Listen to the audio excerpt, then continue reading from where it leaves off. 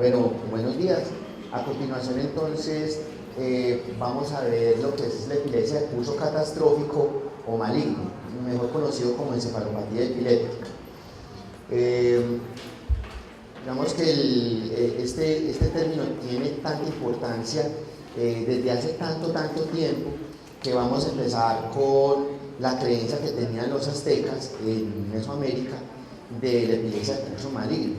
Y resulta que es que la epilepsia siempre se ha considerado por los primeros pobladores como una entidad que tiene un origen divino, un origen sacro, y en este caso específico, dame la siguiente por favor, en este caso específico los aztecas representaban que había una diosa de la epilepsia que se llamaba la Xoteol, y la Xoteol la encontramos aquí en el lado izquierdo como que está vestida con una piel que fue desollada. Ellos utilizaban este rito para ejemplificar la diosa que daba vida, que daba muerte, pero también que conectaba a las personas que tenían epilepsia con ese trance, con la muerte.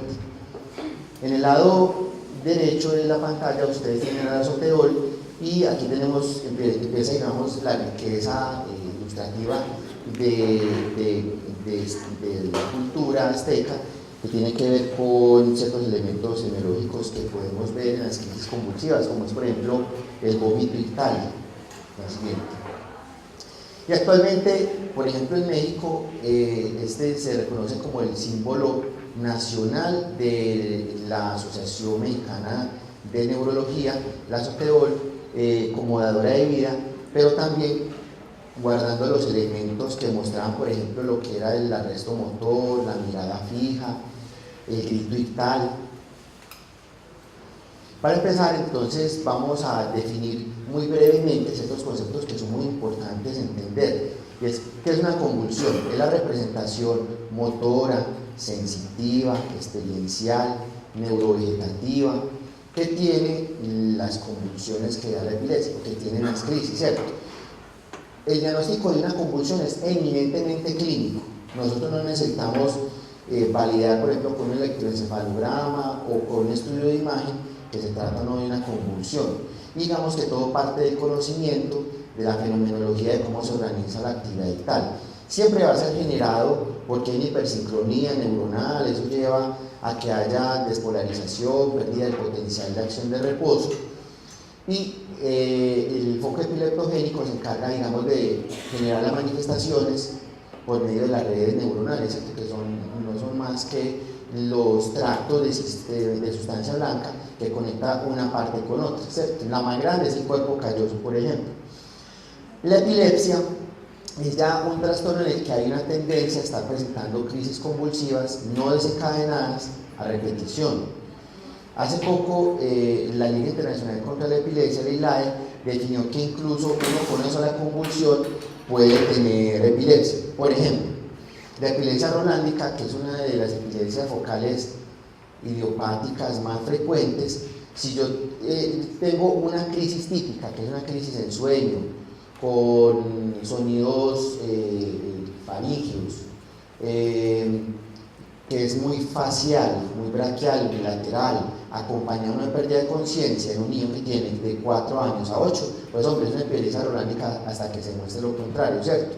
Eso no implica que toda epilepsia haya que tratarla. De hecho, en epilepsia rolándica, el tratamiento muchas veces consiste simplemente en la asesoría a los padres, a los cuidadores, y en el seguimiento para evidenciar que básicamente se trata de una epilepsia relacionada con la edad y de que no se va a derivar en un problema neuropsicológico grave, como déficit de atención, retardo, problemas de lenguaje, o que vire a otro tipo de epilepsia que tenga una connotación más ominosa. Resulta que de 30% de los pacientes que tienen epilepsia, más o menos el 30% no les va tan bien. Entonces van a necesitar un segundo medicamento para controlar las crisis convulsivas, pueden tener problemas sobre todo de índole funcional, entonces pueden tener problemas de atención, hiperactividad, dislexia, discalculia, y por eso solamente un 10% pueden hacer algo que se llama encefalopatía. Pero el año pasado, la misma ILAE, la Liga Internacional contra la Epilepsia, sacó estos dos términos. Uno se llama encefalopatía epiléptica, que hace referencia a que es un estado de disfunción cerebral proporcionado por la misma epilepsia o por descargas convulsivas que no estemos viendo. Por ejemplo, la fase epiléptica adquirida muchas veces se torna como una encefalopatía epiléptica. Entonces, el electroencefalograma de este muchachito que perdió el lenguaje y que puede o no tener convulsiones motoras, la mayoría de las veces no las tiene, explica que el muchacho haya perdido el lenguaje, que le vaya a ir mal en el colegio, que empiece con problemas de conducta, y esto es lo que se llama encefalopatía epiléptica. Pero hay otro término que se llama encefalopatía del desarrollo, que típicamente es un niño que viene con un desarrollo larvado, retardado, adquiriendo los hitos muy lentamente y se le agregan algunas convulsiones. Lo que ellos proponen es estudiar es que en el caso de la encefalopatía epiléptica es hacer un diagnóstico del síndrome epiléptico muy preciso y tratarlo. En cambio, con la encefalopatía del desarrollo lo que se debe ubicar es la causa. Esto hace parte de esa propuesta de clasificación donde ellos dicen, vean, las convulsiones vamos a tratar de clasificarlas como focales cuando inician con una manifestación que nos hace pensar en una corteza cerebral muy específica, unilateral, o cuando es generalizada cuando se incluye tan siquiera digamos dos áreas que sean bilaterales, o es toda la corteza cerebral, o cuando no se sabe porque simplemente no hay elementos que le permitan a uno decir si la crisis fue focal o generalizada. Por ejemplo, la persona que se cayó en el baño, le encontraba con la lengua mordida y hizo liberación de esfínter, ¿cierto? Orinado, poseado. Y de ahí podemos decir entonces que los tipos de epilepsia son focal, generalizado, a veces las epilepsias son combinadas, porque por ejemplo tenemos que la epilepsia es generalizada en la mayoría de las manifestaciones que tiene, clínicas y electroencefalográficas, como por ejemplo la epilepsia neurológica juvenil, pero a veces hace crisis focales. Entonces podemos decir, bueno, sí, una convulsión focal no me descarta que el síndrome epiléptico sea en su mayor parte generalizado y cuando es desconocido. Y la ILAE propone que siempre estemos clasificando la epilepsia por síndromes. ¿Cuál es la importancia de esto? Que nos permite saber cuál es el mejor tratamiento, cuál es el pronóstico, si se va a curar o si no se va a curar, y poder hacer predicción secundaria, ¿cierto? La etiología es múltiple y a lo largo de la exposición vamos a tratar de dilucidar cuáles son las principales causas. Entonces, nosotros en Colombia, en un país en vías de desarrollo, no podemos desconocer de que todavía estamos sometidos a factores que esencialmente dan lesión estructural, ¿cierto? El VIH, la neurocisticercosis, el virus del Zika, explica hasta en el 40% ahora las microcefalias que son adquiridas y se asocia con frecuencia a epilepsia secundaria. La meningitis tuberculosa, las encefalitis virales, las límbicas entran aquí. Las encefalitis autoinmunes pueden explicar hasta un 10, 15, 25% de las epilepsias en el trópico. Las enfermedades autoinmunes como el lupus eritematoso sistémico y el trauma. Pero si una vez nosotros hemos descartado todo esto, mire que incluso en nuestro medio es muy importante lo que están señalando las barras, que son las causas metabólicas y las causas idiopáticas, que parecen ser menores con respecto a la anoxia, la hipoxia, la síntesis vascular, la hemorragia, el tumor, la infección, pero que no son despreciables. Y tiene esta implicación, es que dan hasta en el 20-30% mortalidad, tanto en población pediátrica como en adultos. A partir de aquí uno puede tratar desde el punto de vista clínico, clasificar si el síndrome epiléptico se debe a una de estas causas, para uno poder solicitar los estudios, digamos, más pertinentes. O sea, cuando se hace la búsqueda guiada de esta forma, se puede asegurar hasta en el 40% que el diagnóstico se va a acabar haciendo en términos de 1 a 3 años en Colombia, ¿cierto? Entonces decimos, si hay deficiencia energética, que por ejemplo tiene hipoglicemia, tiene deficiencia de un transportador de glucosa que se llama GLUT1, si el efecto es tóxico, por ejemplo por aminositopatías, hiperglicemia no cetósica, muy importante en nuestro medio, fibras orgánicas, defectos ciclos de la urea.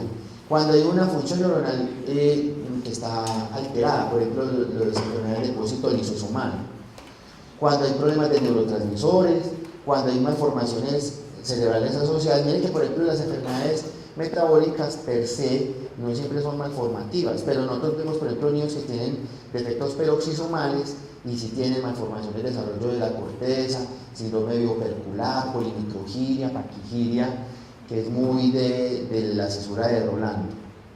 Cuando hay dependencia de vitaminas o cofactores y misceláneos. La siguiente. Si nosotros encuadramos en que la epilepsia está relacionada con edad, podemos pensar que en el periodo neonatal puede ser por hipoglicemia, convulsiones dependientes de piridoxina, otras relacionadas con piridosalfofato, hiperglicemia no cetóxica. Si es del lactante, aquí ya tenemos que incluir, por ejemplo, la deficiencia de GLUT1, deficiencia de creatina cerebral, deficiencia de biotinidasa. Cuando es en los caminadores, que son niños un poquito más grandes, de 1 a los 2 años, empezamos aquí a incluir otras enfermedades como la lipofuscinosis.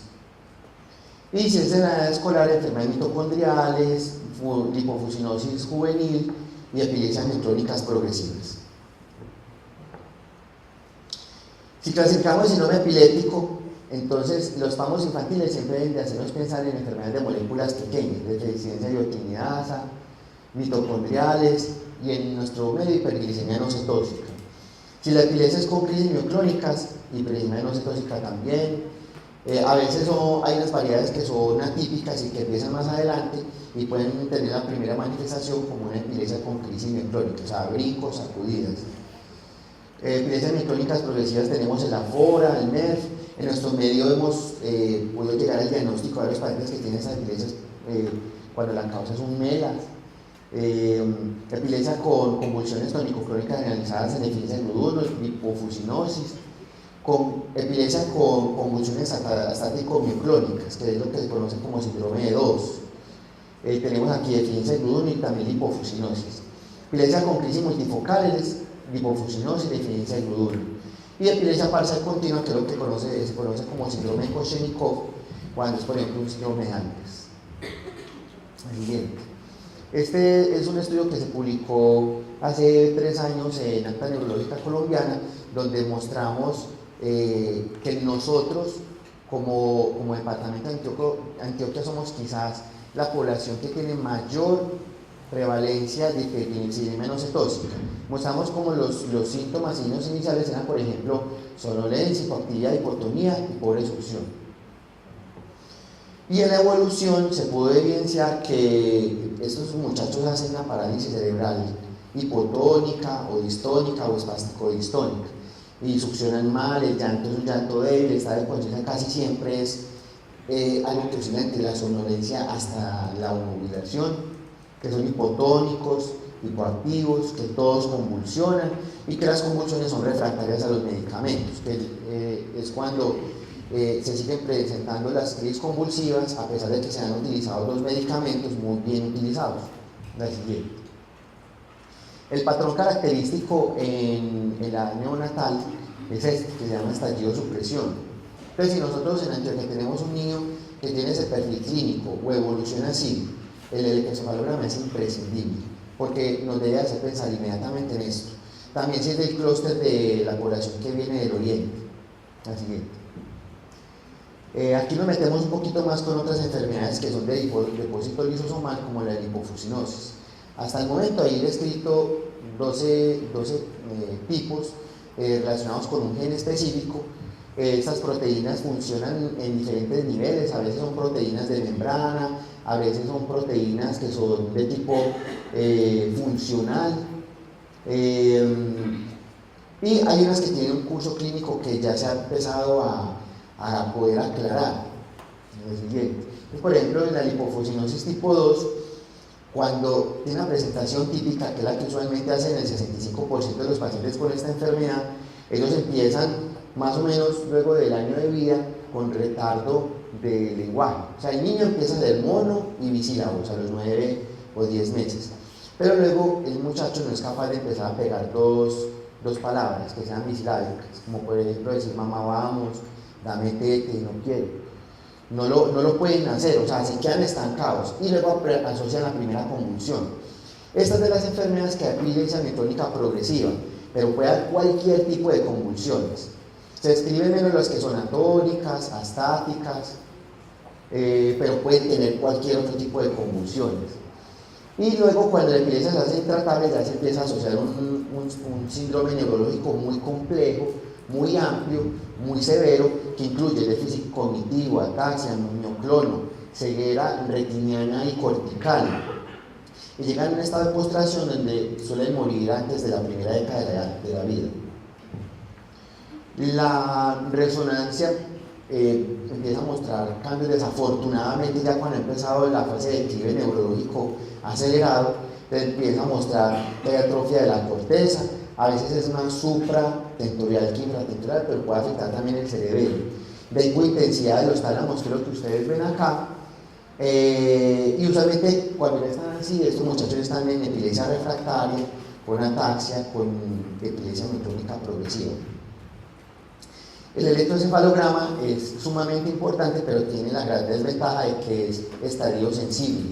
Entonces, cuando ellos están empezando con la epilepsia que se hace médicamente intratable, la estimulación lumínica intermitente a 1 Hz, es decir, un flash por segundo, desencadena estas anormalidades de los cuadrantes posteriores.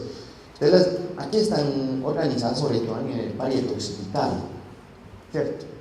Digamos que en un electroencefalograma convencional siempre se debe hacer fotoestimulación, y los programas que tienen los OVAR tienen para que siempre, digamos, pasen por ciclos que sean de baja velocidad, 1, 2, 3, 4 Hz. Pero si uno está buscando esta enfermedad, debería uno centrarse más en que se le haga varias veces ciclos de estimulación a 1 o 2 Hz. En el grupo se publicó en el año 2005 una familia, un clúster que tenían unas manifestaciones muy semejantes a la de lipofuscinosis tipo 2, o sea, se portaba como una lipofuscinosis de la variedad juvenil o infantil tardía, y se creía que era tipo 2, pero resulta que resultó siendo una tipo 5, que en ese momento se había descrito muy bien en Finlandia, y el diagnóstico se guió a través de la biopsia de patología de glándulas sudoríparas que muestra en los asteriscos en rojo que hay acumulación lisosomal, y casi siempre esa acumulación lisosomal ustedes la ven en la placa de la derecha asociada a gotas de grasa. Entonces, digamos, basados en que el perfil electroclínico era sugestivo en la tipo 2, se fue a buscar y hubo sobreposición porque era explicado por una lipofuscinosis tipo 5. Este es un síndrome que se llama síndrome Melas, que quiere decir mitocondrial, encefalopatía, lactoacidosis con stroke, es decir, hacen ictus, hacen accidentes cerebrovasculares que son de tipo metabólico. Por ejemplo, en la resonancia, en esta secuencia T2, ustedes ven que en el cuadrante posterior derecho hay una gran área de hiperintensidad, pero también atrofia giral y de sustancia blanca debido a que hay un ictus que es recurrente. Y eso se asociaba en que en el electroencefalograma se encontraba esta actividad vital en curso que era congruente pues con el infarto, ¿cierto? Muchos de los casos de Melas son producidos porque hay daño del DNA mitocondrial o el DNA nuclear que se expresa en la mitocondria, y desafortunadamente pues no tiene un tratamiento que modifique el curso natural de la enfermedad, pero existe pues digamos que todo el cuidado para que no haya recurrencia de convulsiones, hay que evitar el ácido valproico y la rehabilitación. El síndrome de Zellweger es una enfermedad peroxisomal. Es de las enfermedades que se encuentran dentro del 10% de las metabólicas que ocasionan malformación, y suele ocasionar lo que ustedes ven en las resonancias de la izquierda, que hay unos giros que son muy pequeñitos y están muy pegaditos, ¿cierto? Como si fuera un racimo de uvas, lo que se llama polimicrogiria. Nosotros, cuando tenemos niños que tienen este tipo de malformación, siempre estamos buscando a ver si corresponde a un síndrome cerebrohepatorrenal, que es el que suele ocasionar los casos típicos de Zellweger. Y lo que se ve en el electroencefalograma es básicamente descargas generadas por esa malformación de la corteza cerebral.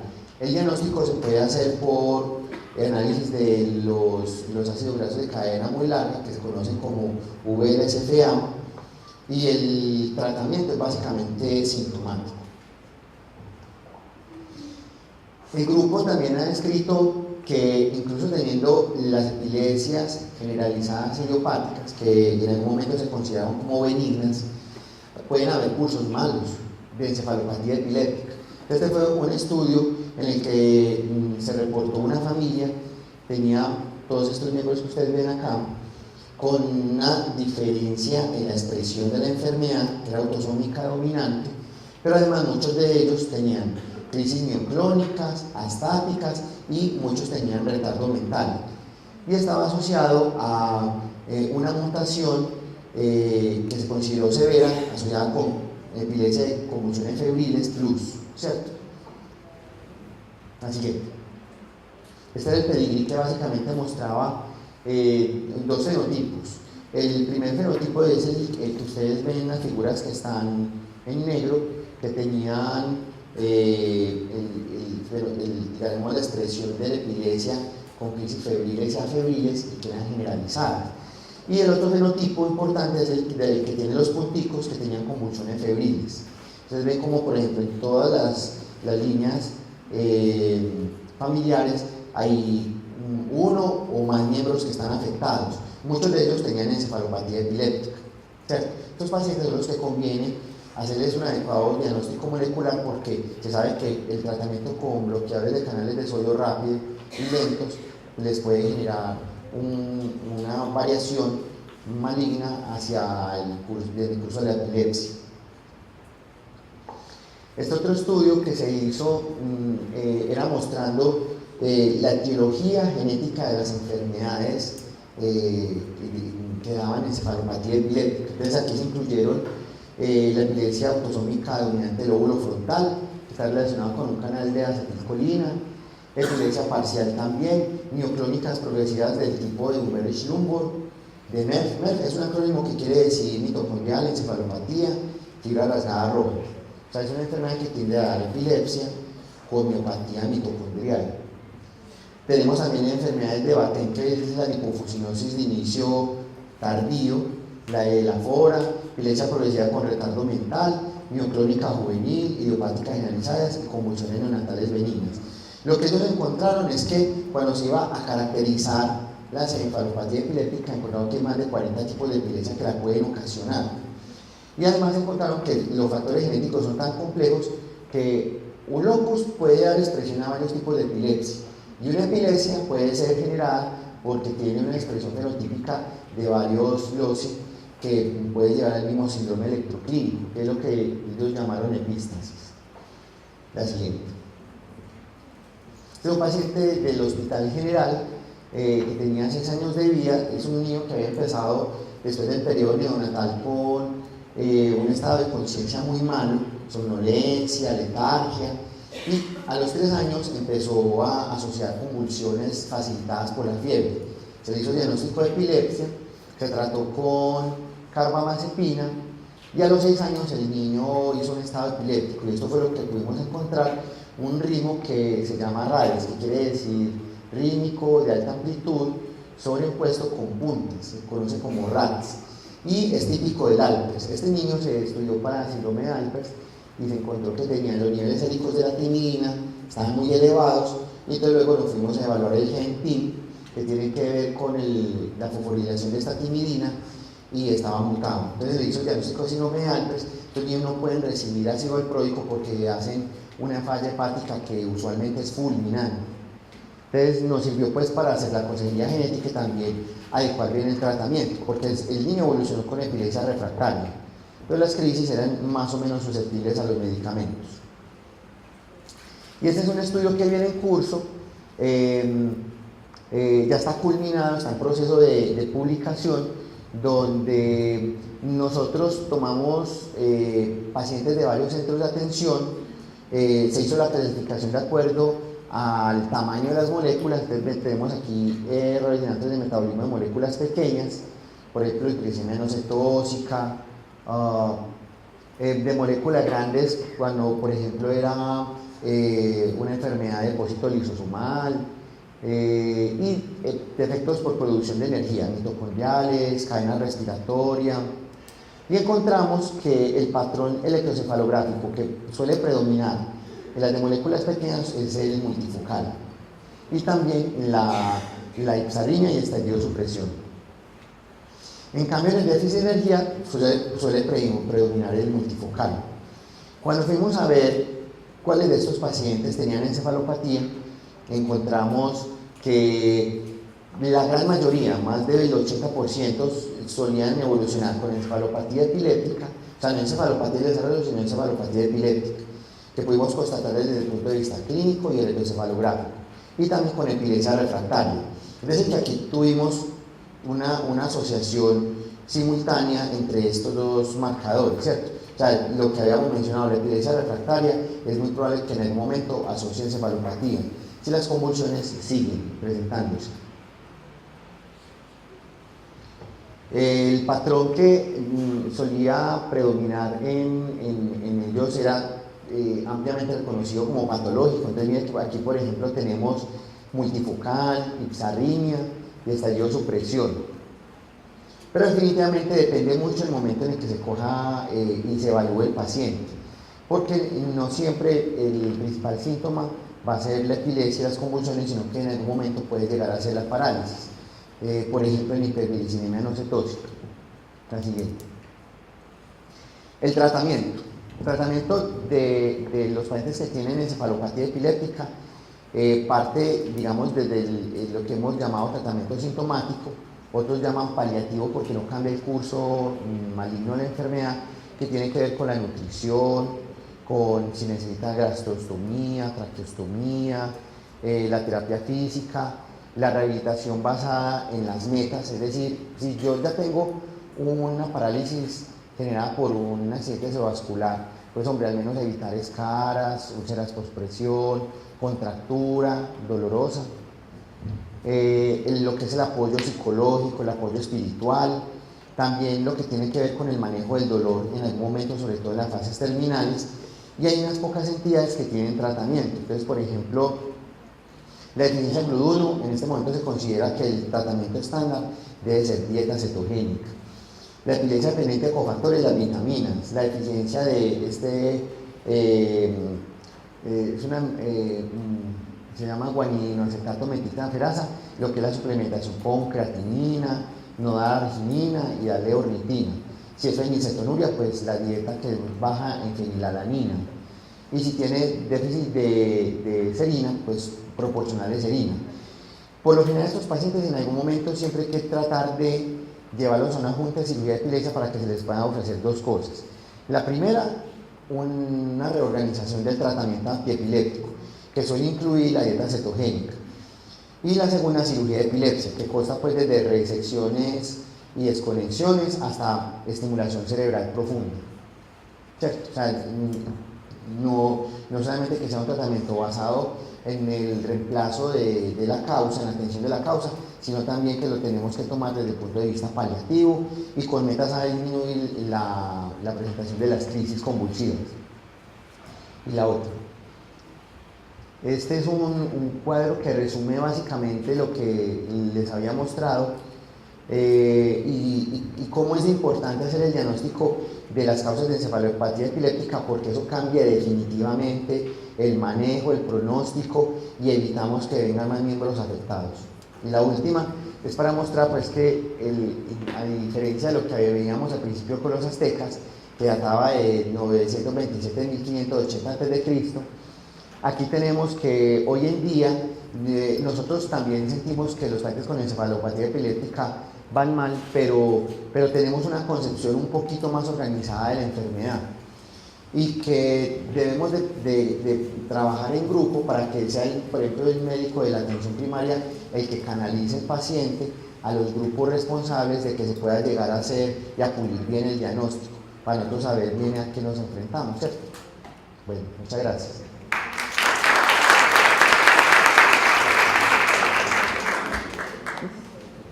¿Tienen alguna pregunta? ¿Alguna sugerencia, comentario? Sí, pues. Bien, muchas gracias por tu completa y clara presentación. Yo solamente quería hacerte una pregunta sobre un asunto que me parece muy valioso precisar, y yo no sé si fue que me perdí, pero me parece que valdría la pena enfatizar sobre la relación de una sola convulsión y el diagnóstico de epilepsia. Muy a propósito. A ver, digamos que las primeras aproximaciones a hacer el diagnóstico de epilepsia con una sola convulsión partieron de que se pudo evidenciar que los niños que, por ejemplo, tenían parálisis cerebral, con una sola convulsión la posibilidad de tener una segunda superaba el 42-48%, ¿cierto? Es decir, se volvían esencialmente proclives a tener una convulsión dentro de los primeros 12 meses después de esa primera convulsión, no desencadenada o desencadenada. Y esos primeros estudios lo que mostraron es que cuando, por ejemplo, uno tiene un paciente que tiene un neurodesarrollo atrasado, un examen neurológico anormal, una neuroimagen anormal, un electroencefalograma anormal, cada uno de esos factores le suma más o menos un 20, 22, 25% al riesgo de convulsionar. Es decir, que si yo tengo un paciente con parálisis cerebral que le encontré con la parálisis, con retraso del desarrollo, y además ya convulsionó, eso ya me da un riesgo de convulsión mayor de un 60%. Si yo lo estudio como se debe hacer para epilepsia, que siempre debe ser resonancia y electroencefalograma adecuadamente elaborado, empiezo a darle, digamos, a caracterizar mejor el riesgo de la recurrencia. El caso más difícil es el que yo toqué ahorita con el de epilepsia rolánica, porque necesita un conocimiento del médico que va más allá de saber de que tiene que considerar la epilepsia en un niño normal, ¿cierto? Y parte de estos síndromes que hemos conocido como epilepsia focal benigna de la infancia, que es lo que se conoce como la epilepsia benigna centrotemporal, la epilepsia occipital benigna temprana de la infancia, la epilepsia occipital tardía de la infancia, algunos síndromes de afasia epilepsia, y algunas otras entidades menos bien caracterizadas, como por ejemplo todo lo que tiene que ver el espectro fenotípico de estos genes relacionados con canales, ¿cierto? Que a veces es complejo, ¿cierto? Digamos que apenas estamos empezando a dilucidar eso. Entonces sería muy importante que en algún momento la evaluación del paciente, ojalá dentro del primer año del diagnóstico de epilepsia, se haga una evaluación en un grupo o por un especialista que pueda clasificar el síndrome epiléptico, porque el nivel de atención está organizado para que podamos trabajar de la siguiente forma: médico de atención primaria es el diagnóstico de epilepsia y puede uno iniciar el anticonvulsivo dependiendo de la necesidad que tenga de ello, y en los niveles posteriores que se pueda estudiar desde el punto de vista imagen, electroclínico, genes, metabolismo, para poder hacer el diagnóstico del síndrome epiléptico, ¿cierto? ¿Alguna otra pregunta? Bueno, muy bien, muchas gracias.